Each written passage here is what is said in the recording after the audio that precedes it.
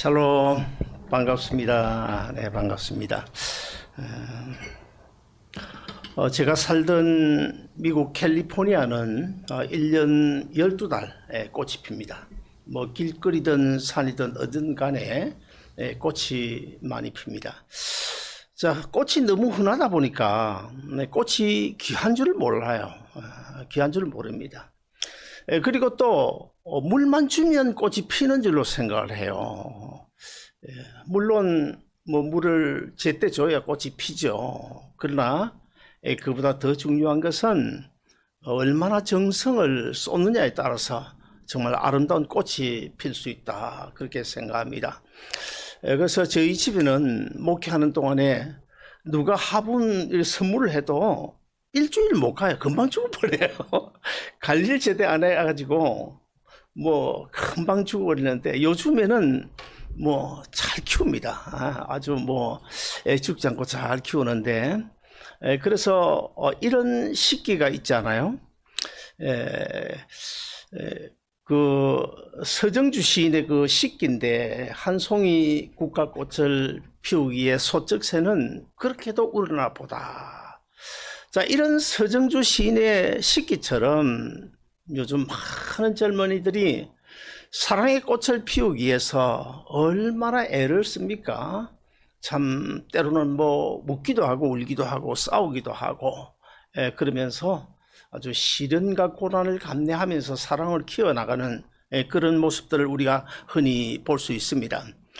근데 간혹 요즘에는 그런 케이스를 보지 못했습니다만, 옛날에는 부모가 또 허락을 해야 되고 참 내 마음대로 연애하거나 그게 힘들었잖아요. 그래서 뭐 젊은이들 가운데 참 그 물질을 비롯해서 그 연애, 사랑하는 것을 방해하는 그런 장애거리가 많지 않았습니까? 여러 가지 조건, 환경, 여건, 그래가지고 젊은이들이 참 어렵게 힘들게 사랑의 꽃을 피워가는 것을 볼 수 있는데, 저는 그런 것을 느꼈습니다.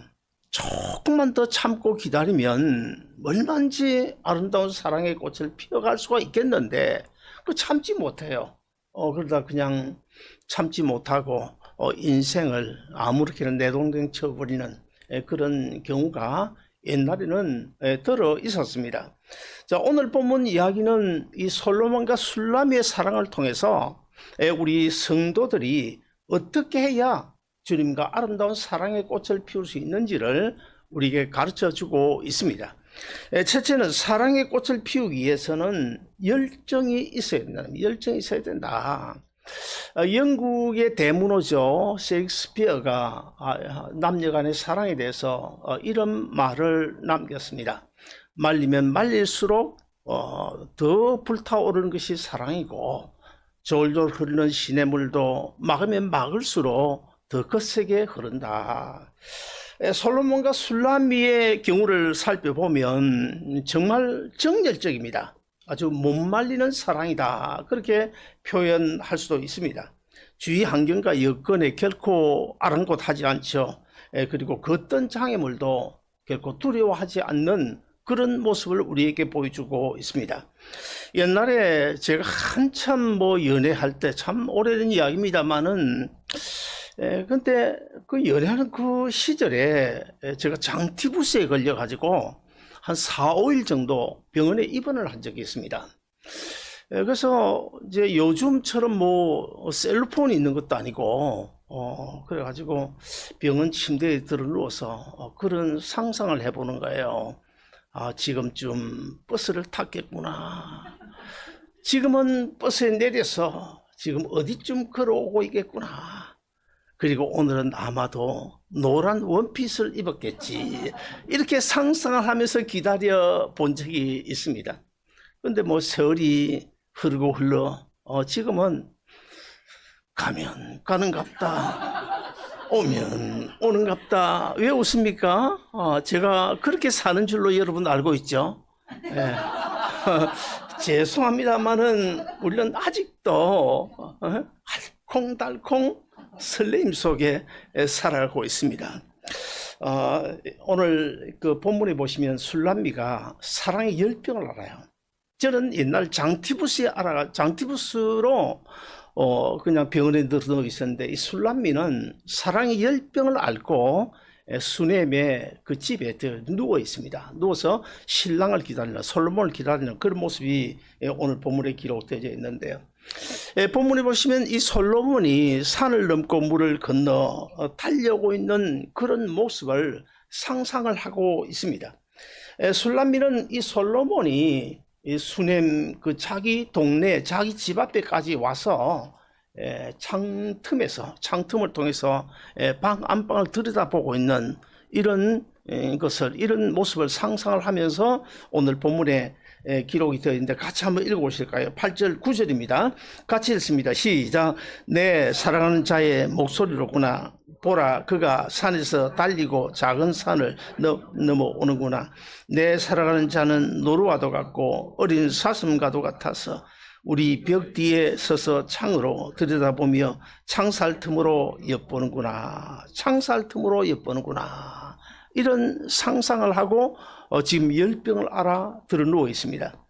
여기 보면은 산에서 달리고 작은 산을 넘어, 이런 표현이 나오는데, 이 술람미는 솔로몬이 자기를 찾아서 산 넘고 물 건너 오는 그 과정 속에 여러 가지 장애물이 놓여 있다는 것을 이야기하고 있어요.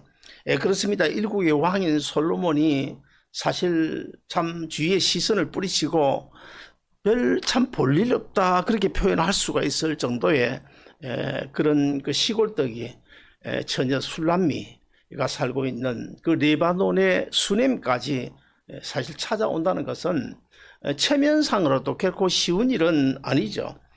그러면 왜 솔로몬이 산 넘고 물 건너 그런 장애물이 있음에도 불구하고 그 다 장애물을 극복하고 술람미를 찾아온 것일까? 그것은 물론 솔로몬이 술람미를 신부로 맞아서 이제 어디로요? 예루살렘 궁전으로 데려가기 위해서 지금 그런 장애물을 극복하고 술람미를 찾아온 것입니다. 그런데 오늘 본문에 보시면 많은 장애물과 난관이 있었다. 여기서 우리가 어떤 교훈을 받을 수 있을까요? 우리에게 어떤 영적인 의미를 주고 있을까요? 하나님의 아들 예수 그리스도께서 인류를 죄에서 구원하시기 위하여 이 세상에 오시기까지에는 참 말할 수 없는 그런 장애물, 산 넘고 물 건너 정말 극복하기 어려운 그런 장애물이 있었다는 사실을 우리에게 보여주고 있습니다. 이사야서 14장에 보시면 하나님을 보좌하던 그 천사장인 루시퍼가 하나님을 반역하다가 어떻게 됐나요? 하늘에서 쫓겨나서 사탄 마귀가 된 사실을 우리에게 보여주고 있는데, 이사야서 14장 13절 14절 우리 같이 읽습니다. 시작. 내가 내 마음에 이르기를 내가 하늘에 올라 하나님의 무별 위에 내 자리를 높이리라. 내가 북극 지폐의 산 위에 앉으리라. 무슨 뜻일까요? 한마디로 이야기하면 하나님처럼 하나님같이 높아지겠다는 거예요. 심지어 거기서 더 나아가서 하나님 자리에 내가 앉겠다, 자기가 앉겠다, 지금 그런 이야기입니다. 그러다가 어떻게 됐습니까? 그러다가 이제 이사야서 14장 12절에 보시면 어떻게 되는지 결론이 나오는데 같이 읽어보실까요? 같이 읽습니다. 시작. 너 아침의 아들 계명성이여 어찌 그리 하늘에서 떨어졌으며 너 열국을 엎은 자여 어찌 그리 땅에 찍혔는고. 여기 보면 계명성이 나옵니다. 이 계명성은 구약 성경을 기록한 그 히브리어로 헤델이라고 하는데, 이 헤델의 뜻이 뭐냐면 새벽별이라는 뜻입니다. 새벽별이 어떤 별입니까? 새벽에 이제 동쪽에 별이 떴다가 이제 잠시 그냥 밝게 비추고는 그냥 동터오면 사라지는 것이 새벽별이잖아요. 그래서 이것은 역사적으로 현실적으로는 무엇을 가르치고 있는가 하면 바벨론 왕을 가리킵니다. 바벨론이 한때 새벽별처럼 온 세상을 그냥 이제 좌지우지할 정도로 요즘 미국처럼 그런 강대한 강성한 나라였다가 그냥 순식간에 사라지지 않습니까? 그래서 이 새벽별은 역사적으로는 바벨론 왕을 상징하지만은 그러나 라틴어 성경에 보시면 하나님을 보호자 하다가 타락한 반역을 한 그 천사장의 어떤 루시퍼로 번역이 되어져 있습니다. 자, 그래서 이 계명성 루시퍼 곧 사탄 마귀를 지칭하고 있다. 그래서 우리 목사님들 신학자들은 그렇게 해석을 하고 있습니다. 결국 이제 사탄 마귀는 하늘에서 쫓겨나서 이 세상으로 내려와 가지고 이 세상을 이제 본거지로 삼잖아요. 사탄 마귀가 이 세상에 본거지로 삼고 제일 먼저 한 일이 뭡니까? 그것은 에덴 동산에서 아담 하와를 유혹해서 선악과 따먹고 죄에 빠지도록 했어요. 그래서 인류가 하나님의 저주 아래에 처하게 된 것입니다.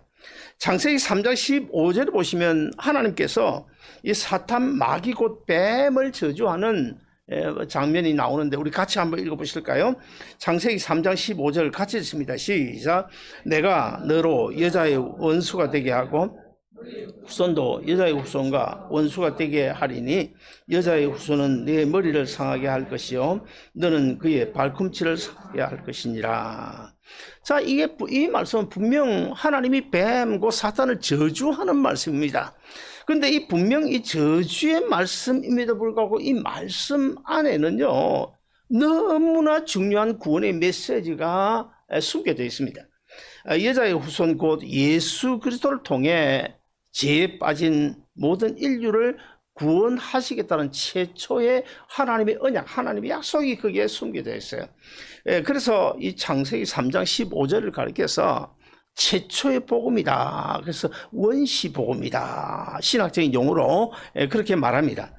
자, 인류 역사로 사탄 마귀는 자기 수중에 들어온 그 범죄한 인간들을 빼앗기지 않기 위해서 메시아의 혈통을 범죄한 인류를 구원하기 위해 이 세상에 메시아가 오게 되는데 하나님의 아들 예수 그리스도가 메시아로 오게 되는데 그 메시아가 이 세상에 오지 못하도록 그 메시아의 혈통, 그 조상으로부터 내려온 그 혈통을 끊어놓기 위해서 안간힘을 썼습니다. 그래서 제일 먼저 한 일이 뭘까요? 창세기 4장에 보시면 아담의 두 아들이 있죠. 가인과 아벨. 그래서 이 가인을 통해서 가인의 마음속에 사탄 마귀가 들어가가지고 아벨을 죽이지 않습니까? 그러나 어떻게 됐습니까? 하나님은 그 아벨 대신에 셋을 그 메시아 혈통으로 삼으시는 바람에 결국 사탄 마귀의 계략이 헛속으로 돌아가게 되죠. 그리고 이스라엘 백성들이 훗날 이제 애굽에 종살이를 할 때는요, 그때는 애굽 바로왕을 사주를 해가지고 그 남자아이들 다 죽이도록 명령을 내리지 않습니까? 그러나 우리 하나님께서 어떻게 하십니까? 그 산파들의 마음을 감독시켜가지고 그 히브리 남자아이들을 다 살려주심으로 그 사탄의 계획은 또 다시 실패하고 맙니다. 그리고는 또 세월이 흐르고 한참 더 흘러가지고 이스라엘 백성들이 바벨론에 포로로 잡혀가게 되죠. 포로로 잡혀가서 이제 나라가 바뀌는 가운데 아하수에로 왕이 집권을 하던 그런 시기에 그 사탄 마귀가 누구의 마음에 들어갑니까? 바로 악한 하만의 마음속에 들어가가지고 그 유대인들을 다 멸절하려고 그런 계획을 세우지 않습니까? 그러나 우리 하나님께서 어떻게 역사하십니까? 어느 날 밤에 정말 마지막 그 밤, 내일이면 이제 다 유대인들이 멸절되고 메시아의 혈통이 끊어질 수밖에 없는 그런 찰나에 그 밤에 하나님께서 아하수에로 왕으로 하여금 불면의 고통을 당하게 했어요. 불면의 잠을 이루지는 못하는 불면의 고통을 경험하게 하시고 잠이 안 오니까 이것저것 생각도 하고 하다가 신하에게 뭘 가지고 역대 일기를 가져오라. 지난 수년간 그 왕궁에서 써놓은 역대 일기를 가져오라. 그 역대 일기를 가져오게 해서 밤에 그걸 읽는 가정에 무엇을 발견합니까? 5년 전에 그 왕을 아수르 왕에게 영모를 하는 그런 사건이 발견이 되게 되고, 그리고 또 더군다나 그 모르드게에게 상을 주지 않은 그런 사실을 다 왕이 알게 되잖아요. 그래가지고 이제 결국 이제 악한 하만의 실체가 드러나서 결국 그 사탄 마귀의 계략이 또 다시 실패를 하게 됩니다. 드디어 이제 창세기 3장 15절의 예언대로 예수님이, 하나님의 아들 예수님이 동정녀 마리아의 여자의 몸에서 이제 탄생을 하게 되죠. 베들레헴에서. 그리고 그러나 사탄 마귀는 그때도 포기를 하지 않습니다. 악한 헤롯 왕을 통해 가지고 어떻게 합니까? 2살 아래 대략 계산해 가지고 그 메시아 예수님이 아마 2살은 안 넘겼을 거다 그렇게 생각하고 넉넉하게 2살 아래의 아이들을 다 죽이는데, 대략 몇 명이냐면 한 20여 명 돼요. 한 20, 그 베들레헴 크지 않은 그 동네 2살 아래의 아이들을 이제 다 죽입니다. 다 죽여서 결국 이제 합장을 하는, 무덤 하나에 합장을 했는데, 그 무덤이 지금도 카타리나라고 하는 그 기념교회 지하 동굴에 제가 거기 다녀왔습니다. 그대로 지금도 물론 뭐 시신이 없는지 모르겠지만 그 아이들 합장한 무덤터가 지금도 거기에 남아 있습니다. 그러나 예수님은 하나님께서 꿈을 통해 계시한 대로 어떻게 해요? 애굽에 피신을 해가지고 나중에 어디를 돌아옵니까? 베들레헴으로 오지 않고 나사렛을 가죠. 그래서 베들레헴에서 탄생하셨음에도 불구하고 예수님을 가리켜서 뭐라고 합니까? 나사렛 예수라고 그러죠. 나사렛에서 성장을 하셨기 때문에. 자, 그럼에도 불구하고 사탄 마귀는 아직도 포기를 하지 않아요. 이번엔 또 어떻게 합니까? 급기야는 12 제자 중에 가룟 유다의 마음속에 예수님을 죽일 그 생각을 넣어줘가지고 결국 예수님 배반하여 십자가에 못 박지 않습니까? 그러나 우리 하나님은 십자가에 못 박혀 죽으신 예수님, 그 메시아 되신 예수님을 다시 살려내심으로 그 악한 사탄 마귀의 계략은 여지없이 부서지고 맙니다. 그래서 창세기 3장 15절에 예언된 십자가 부활을 통해서 사탄 마귀의 머리를 그냥 짓밟아 버릴 것이라고 예언한 그 예언이 그대로 이루어지게 되죠. 사랑하는 여러분, 일국의 왕인 솔로몬이 술람미를 신부로 맞이하기 위해서 산 넘고 물 건너 정말 숱한 그런 장애물 다 극복하고 술람미에 사는 그 수넴이라는 동네까지 찾아왔듯이 하나님의 아들 예수 그리스도 우리 주님 또한 사실 이 세상의 구원주로 오시는데, 메시아로 오시는데, 그리스도로 오시는데 얼마나 많은, 지금 말씀드린 대로 대략 몇 가지만 살펴봤지만은 그 외에도 또 많이 있습니다. 끊임없이 사탄 마귀가 메시아의 혈통을 끊어놓기 위해서 정말 동분서주하면서 그렇게 시도를 했지만은 결국 이제 다 실패하고 말았죠. 그와 같이 우리를 죄에서 구원하게 하여 사탄 마귀의 그 많은 장애 공작을 뿌리치고 이 세상에 오셔서 우리 한 사람 한 사람 구원하여 오늘도 이 혜성교회 이 자리에 앉아있게 해주신 그 하나님의 크신 은혜에 감사하며 살아가는 여러분 되시기를 주의 이름으로 축원드립니다. 둘째로 이 사랑의 꽃을 피우려면요, 어디든지 함께 가야 돼요. 어디든지 함께 가야 됩니다. 오늘 본문 10절을 우리 같이 읽어보실까요? 10절 같이 읽습니다. 시작. 나의 사랑하는 자가 내게 말하여 이르기를 나의 사랑 나의 어여쁜 자야 일어나서 함께 가자. 솔로몬이 이 술람미를 찾아와서 술람미 보고 하는 이야기입니다. 나의 사랑 나의 어여쁜 자야 일어나서 함께 가자. 어디로 가자는 것입니까? 이제 결혼해서 지금 함께 정말 행복하게 살 수 있는 그 예루살렘 왕궁으로 가자, 그런 뜻 아닙니까? 그러므로 이 예루살렘 왕궁으로 가자, 그 솔로몬이 찾아와서 지금 함께 가자고 하는 것은 바로 하나님의 아들 예수님이 이 땅에 오셔서 우리 한 사람 한 사람 나와 함께 일어나서 함께 가자. 어디로 가자는 것입니까? 영원한 천국까지 함께 가자 건면하고 있는 줄로 믿으시기를 바랍니다. 그런데 문제는 이 사랑의 꽃은요, 양보 없이는 피울 수 없습니다. 열정 없이도 피울 수 없습니다. 희생과 시련, 고난 없이는 결코 피울 수 없는 것이 사랑의 꽃입니다. 미국에 제가 살 때 그 아래층 그 복도에 보면요, 부엌 옆에 복도에 보면 종이 하나 달려 있어요. 종이 하나 달려 있는데 하루에 몇 번씩 이 종이 울립니다. 종이 울리는데 그 이 종소리가 무슨 종소리냐 하면 2층 서재에 있는 저에게 밥 먹으러 내려오라는 소리예요. 밑에 땅땅 내려가면 종소리 들으면 아, 밥 때 됐구나. 뭐 성경을 보다가도 기도하다가도 설교 준비하다가 이제 총알같이 내려와야 돼요. 그리고 또 간혹 이제 종소리는 아님에도 불구하고 소리가 들립니다. 여보 쓰레기 그래요. 그러면 또 총알같이 오케이 그러면 총알같이 내려가야 돼요. 자 여러분, 그리고 또 은퇴한 뒤에는 설거지 들어갑니다. 설거지도 하고 할 수 있는 건 내가 해요. 왜냐하면 내가 뭐 공처가 갈아서 그런 것이 아니고 며칠 전에 제가 유튜브를 봤습니다. 유튜브 보니까 그 이제 60세 은퇴를 한 남자분이 아직 뭐 할 일이 없고 은퇴했는데 자꾸 그 부인이 구박하는 거야. 구박하는데 삼식이라고 구박하는 거예요. 저 인간은 하루에 새끼 꼬박꼬박 챙겨 먹는다고 귀찮아 죽겠다고 구박하는 거예요. 그러니까 이제 어제 그 방송에서 그 기자가 인터뷰를 하는데 그 남자가 그러더라고요. 내가 뭐 생명 부지를 위해서는 어쩔 수 없이 쓰레기도 버려야 되고 이게 뭐 종처럼 살 수밖에 없다고 그러더라고요. 그러나 저는 뭐 생명 부지 때문에 삼식이라서 그런, 저도 삼식이에요. 그렇지만 삼식이라서 생명 부지를 해서 그런 건 아니고 사실 이 부분은 이 서로 돕는 배필이잖아요.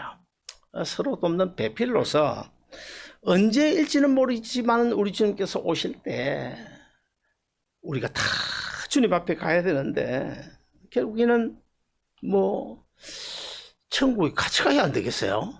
평생을 같이 살아놓고 나만 가고 너는 지옥 가고 안 되잖아요. 같이 가야 되잖아요. 어쨌든 그래서 서로 돕는 배필로 천국까지 가야 하기 때문에 그렇게 우리 다 살아야 됩니다. 그렇게 살아야 됩니다. 자, 주님과 우리의 관계도 또 마찬가지죠. 어여쁜 자여 일어나서 나와 함께 가자. 주님께서 함께 가시자 하시면 즉시 순종해야 됩니다. 옛날 그 우리 믿음의 선진들을 보면 참 저는 그 지난주도 제가 이야기했지만은 옛날 그 어른들 참 믿음이 순진했다. 옛날 그때는 뭐 설교도 뭐 보통 1시간이고 부흥에 오면 뭐 1시간 반 2시간 하잖아요. 그것도 일주일 내내 뭐 밤 새벽 낮까지 하지 않습니까? 제가 한 10년 전에 중국 동북 삼성에 그게 이제 그 목회자들 48명을 불러다가 우리가 이제 여관 얻어서 재우고 먹이고 그러면서 이제 3자 교육을 얻어가지고 3박 4일 그 세미나를 했습니다. 세미나를 했는데 뭐 어쨌든 중국까지 가가지고 또 저도 뭐 열이 나가지고 그때만 해도 뭐 이게 이제 강의를 하는데 9시 하면요, 9시 시작하면 뭐 12시 그러면 뭐 그건 3시간이잖아요. 10시 일어나 12시 3시간인데 2시간 3시간 꼼짝을 안 해요. 꼼짝을 안 해요. 점심 먹고 또 오후에 또 2시간씩 꼼짝을 안 해요. 저녁에도 그래요. 그때 내가 어떤 생각을 했냐면 내가 만약에 우리 교회 돌아가서 설교를 2시간 하고 1시간 하면 아마 다 도망가고 없을지도 모르겠는데 그렇게 참 순진한 그런 믿음을 가지고 있는 것을 제가 느꼈습니다. 그래서 과거에 우리 믿음의 선진들은요, 주님께서 원하시면 주님의 뜻이라고 하면 뭐 순종이에요. 순종. 이해 타산하지 않았습니다. 이것저것 주산 두드리지 않았습니다. 그냥 순종하네. 그냥 순종하는 거예요. 그래서 그런 우리 복음성도 있지 않습니까?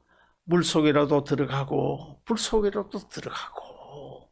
진짜 믿음의 사람들은 주님께서 원하시면 그렇게 하는 거예요. 자, 오늘 본문 11절 13절도 같이 보실까요? 같이 읽습니다. 시작. 겨울도 지나고 비도 그쳤고 지면에는 꽃이 피고 새가 노래할 때가 이르렀는데 비둘기의 소리가 우리 땅에 들리는구나. 무화과 나무에는 열매가 익었고 포도나무는 꽃을 피워 향기를 토하는구나. 나의 사랑, 나의 예쁜 자야, 일어나서 함께 가자. 무슨 말입니까? 겨울도 지나고 비도 그쳤고 꽃이 피고 그리고 무화과 나무가 향기를 토하는 그런 계절이 됐다. 그러니 일어나서 나와 함께 가자. 열병 훌훌 털어버리고 일어나서 나와 함께 가자. 무화과 푸른 물이 있고 무화과 꽃이 향기를 토하는 진동하는 이 계절이 바로 어떤 계절요? 너와 내가 결혼할 때다. 그런 이야기입니다. 사랑하는 여러분, 일어나 우리 함께 가자. 함께 가자. 이 모습을 제가 기사 본문을 읽고 생각해 보니까 얼마나 아름다운 모습인지 몰라요. 솔로몬이 그 예루살렘 왕국에서 그 레바논 수넴까지 그 많은 숱한 장애물을 다 겪으면서 시골까지 와가지고 술람비고 일어나서 함께 가자. 일어나서 함께 가자.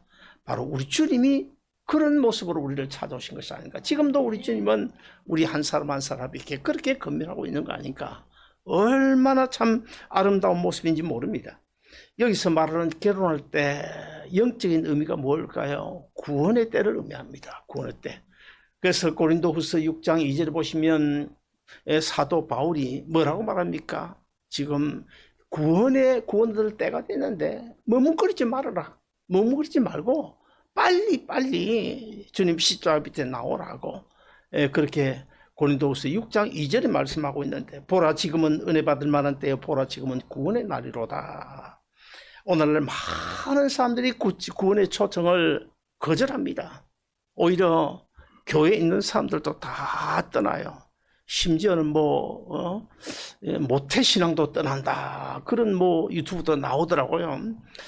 자, 이렇게 그런 사람들이 이제 예수 믿으라, 교회 나가자, 그럼 무슨 핑계 합니까? 이거 저거 핑계하죠. 아이고 지금은 시간이 없어서, 아이고 좀 아이들 좀 키워놓고 나면 리타이어하고 여유가 생기면 그때 내가 교회 나오고 그때 내가 예수 믿겠다고 핑계하잖아요. 저는 그런 사람 많이 봤거든요. 그러다가 결국 어떻게 됩니까? 집 한 채는 샀는데, 예수 모르고 죽기 살기로 집 한 채를 샀는데, 아이들은 키워놨는데 어떻게 해요? 정작 그러고 나서 보니까 자기가 진작 걸어가야 될, 진작 응답하고 나아가야 될 그 예수님의 초청을 거절하고 이제 오히려 시기와 때를 놓치고 영원한 곳으로, 영원히 다시는 오지 못할 곳으로 가는 사람 저는 들어봤거든요. 들어봤습니다. 사랑하는 여러분, 우리 모두 내 인생을 위한 때, 내 영혼을 위한 때를 놓치지 말아야 됩니다. 변함없는 믿음 가지고 끝까지 주님과 함께 걸어가야 됩니다. 아마도 앞으로 지금 한국 교회가 한 500만 명에서 550만 명 된다고 그러는데, 내가 생각할 때는 1년, 2년, 앞으로 5년, 10년 지나면 얼마나 더 줄지 몰라요. 얼마나 더 많은 사람들이 주님 곁을 떠나갈지는 몰라요. 교회를 떠날지 몰라요. 그러나 이 자리에 계신 저와 여러분은 우리 주님께서 오실 그때까지, 오시기 전이라도 우리 생명 있는 동안 그때까지 천국에 가서 영원히 아름다운 영원한 그 영생의 꽃을 아름답게 피울 수 있기를 주의 이름으로 축원합니다. 마지막 세 번째로, 이 사랑의 꽃을 피우려면 장애물을 제거해야 된다고 말씀하고 있어요. 솔로몬의 청혼을 받은 이 술람미는 행복이 젖어 어쩔 줄을 모르죠. 그러나 그들의 사랑에 무르익어가는 그런 그 어느 봄날에 두 연인의 사랑을 방해하는 그런 일이 있었습니다. 오늘 보면 15절 같이 읽어보실까요? 15절 같이 읽습니다. 시작. 우리를 위하여 여우 곧 포도원을 허는 작은 여우를 잡으라. 우리의 포도원에 꽃이 피었습니다. 자, 여기 보면 포도원을 허무는 여우를 잡으라 그래요. 이스라엘 비롯해서 팔레스틴 그 땅의 지역에는요, 여우나 승냥이가 많았다 그럽니다. 이 여우는 뭐 큰 사이즈가 큰 게 아니고 한 45cm 정도밖에 안 된다고 그래요. 아주 자그만한데 그 여우가 그 포도원 밑에 굴을 뚫어 가지고 포도나무 뿌리를 갉아먹는다.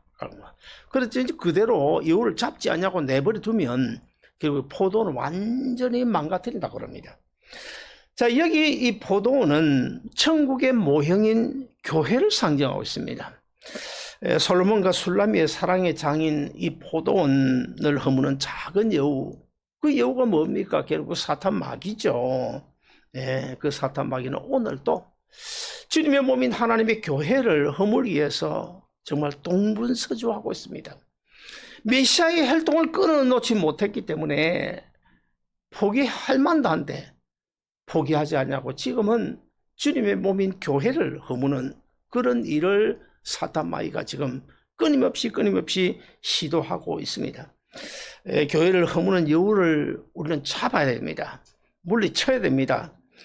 그런데 그러기 위해서는 제일 먼저 여우의 특성을 알아야 돼요. 여우의 특성을 알아야 됩니다. 여우는 대략 한 3가지 특성이 있다고 그래요. 첫째 하나는 변화무쌍하답니다. 변화무쌍하다. 자, 도대체 종잡을 수 없어요. 이런가 싶었더니 저렇고 저런가 싶었더니 또 그것도 아니고 종잡을 수가 없다. 그 다음에 두 번째 여우는 의심이 많은 사람, 의심이 많다. 저 사람이 이런 마음을 품고 있을 것이다. 혹시 저 집사님 눈빛을 보니까 나하고 무슨 감정이 있는 것 아닐까? 의심이 많아요. 의심. 그 다음에 세 번째 여우, 이 사탄 마귀는 간사해서 이 사람 저 사람 사이를 이간질하는 이것이 여우, 그 사탄 마귀가 하는 짓입니다. 사랑하는 여러분, 이제 우리 모두 첫째 주님 사랑하는 열정이 있어야 됩니다. 그 다음에 두 번째는 말씀 앞에서 겸손히 순종해야 되고, 그리고 세 번째는 이 주님과의 사랑의 교제를 방해하는 여우고 사탄 마귀를 우리는 늘 대적해야 됩니다.